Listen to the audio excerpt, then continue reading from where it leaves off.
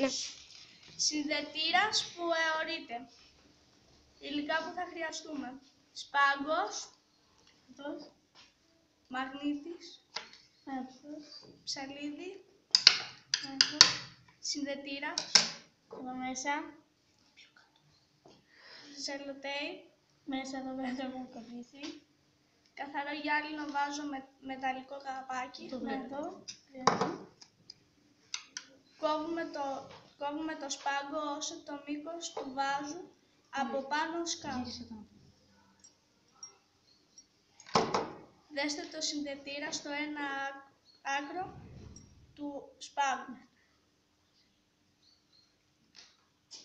Κολλήστε το άλλο άκρο του σπάγκου στο πυθμένα εσωτερικά του βάζου.